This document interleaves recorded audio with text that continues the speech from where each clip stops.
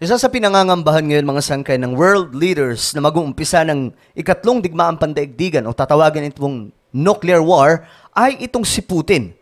Na alam po natin mga sangkay na may matitinding kagamitang pandigma at may pinakamataas na antas na nuclear sa buong mundo.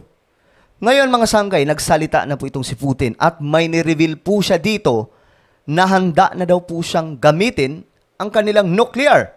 So ang tanong dito, pipindutin na po ba ni Putin ang isang briefcase na ang nilalaman mga sangkay ay ang mga targeted area doon sa Europe nitong mga nuclear niya?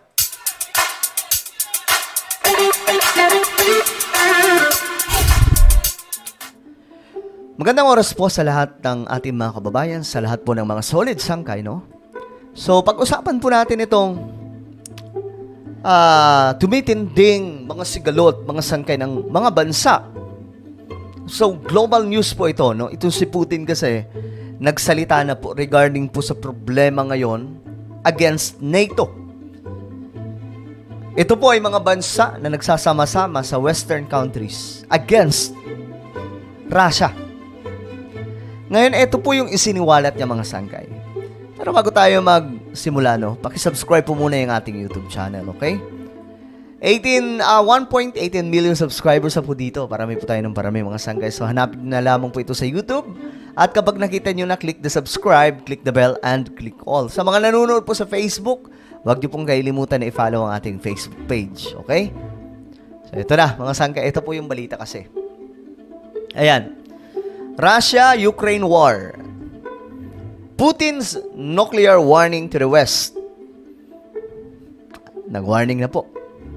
At ito mga sangkay, nagbabala po itong si Putin. Okay?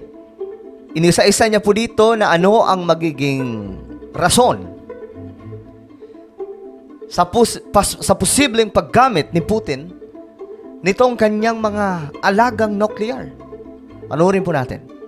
Vladimir Putin is not mincing his words when the Russian president has been warning the West that Moscow is ready for a nuclear war. Moscow, mga sangkay, ready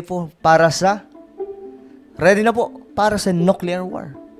At hindi ko ma-imagine mga sangkay anong kahihinat na ng ating mundo noon kapag nagsiliparan na itong mga nuclear. Now, the warning again came in response to a question that was posed to him on whether Russia was actually really ready for a nuclear war. This when Vladimir Putin was speaking with the television and news agency RIA. Listen in. Okay. So ito po ay interview. Interview na naman mga sangkay. Okay?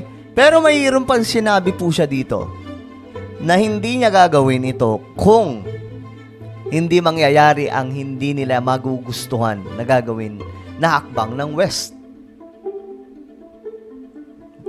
To what was said by the Russian president. Ну, с военно-технической точки зрения мы, конечно, готовы. Они у нас постоянно находятся. Ayan po.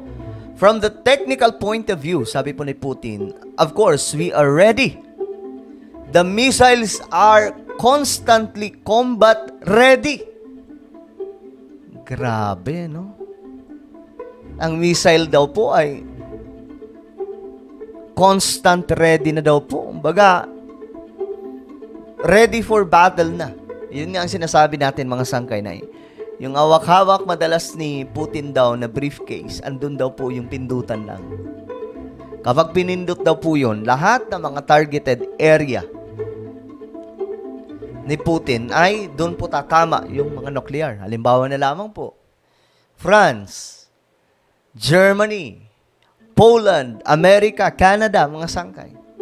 Isa po yan sa mga target area нитong кanyang mga nuclear. Постоянно находится в состоянии боевой готовности. Это первое. А второе, и это тоже вообще признанная вещь, наша триада. Now, Putin also underlined that Moscow is technically ready for a nuclear war, and that if the US sent troops to Ukraine, it would be considered a significant escalation in the war.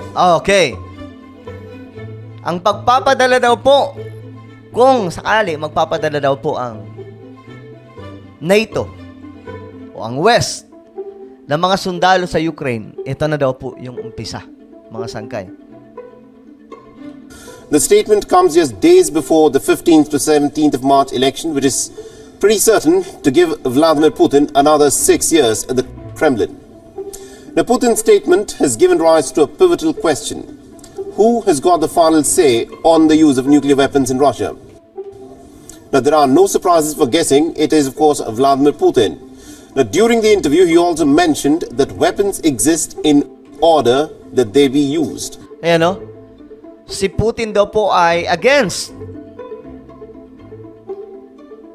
sa pagdideploy ng mga Amerikanong sundalo doon sa Ukraine. Nako, mga sangkay. Yun lang pala ang pamamaraan. Yun lang ang magiging dahilan ni Putin kung bakit gagamit siya ng nuclear.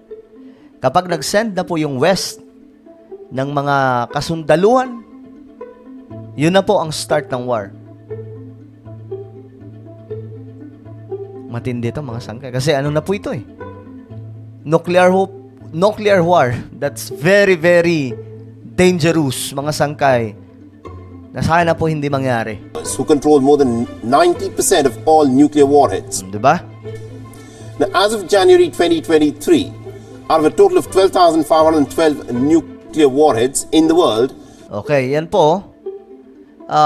Nuclear warheads worldwide. Yan po yung number of games. 5,889 or 47%. Russia, US 41%. Russia has access to 5,889, while the United States has about 5,244 nuclear warheads in its arsenal. Ito, ganda ng lugar nito dati. Pero ngayon, mga sangkay, naging ghost town na. Diba? Ngayon, ito po yung sinabi ni Putin. Tingnan po natin. Как вообще можно быть... Ang tanong, how can you be ready for it? Are we really ready for nuclear war? Тому готовы. Мы действительно готовы к ядерной войне. Но с военно-технической точки зрения мы, конечно, готовы. Of course, we are ready, sabi po ni Putin. Они у нас постоянно находятся. Ang missiles daw po ay talagang handa na.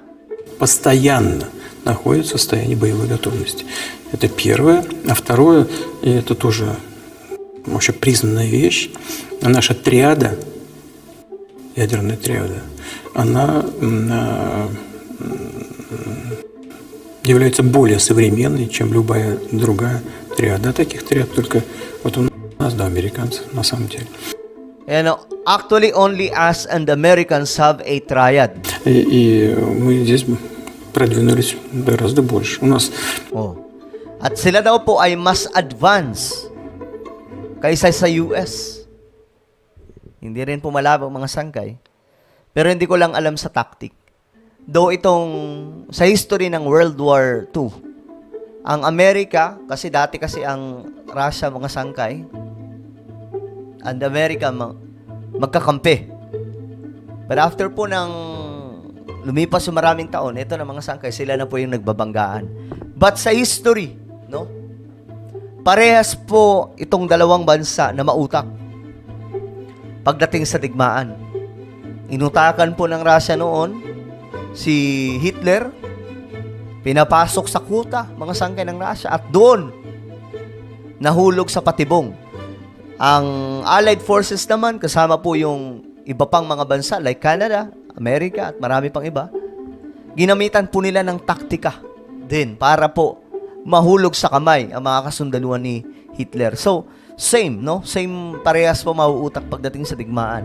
Ang tanong dito, sino yung mananalo sa kanila kung magkakaroon ng digmaan? Si Putin, sinasabi po niya na masakala lamang kami sa kanila. Она более современная. No? Mas modern daw po yung kanilang nuclear. Ayon po kay Putin. Вся ядерная составляющая.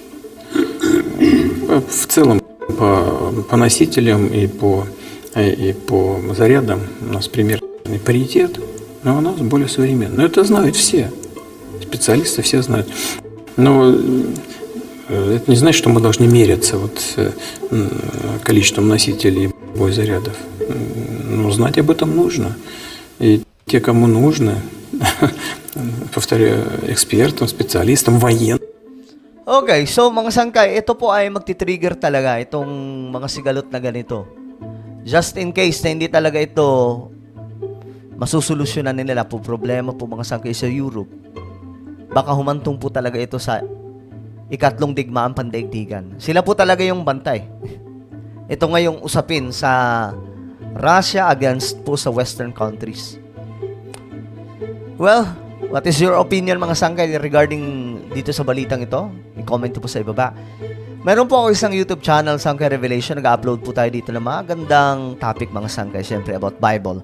So hanapin niyo po lamang po ito sa YouTube. Then, kapag nakita niyo na, click the subscribe, click the bell, and click all. Ako na po ay magpapaalam. Mag-iingat po ang lahat. God bless everyone.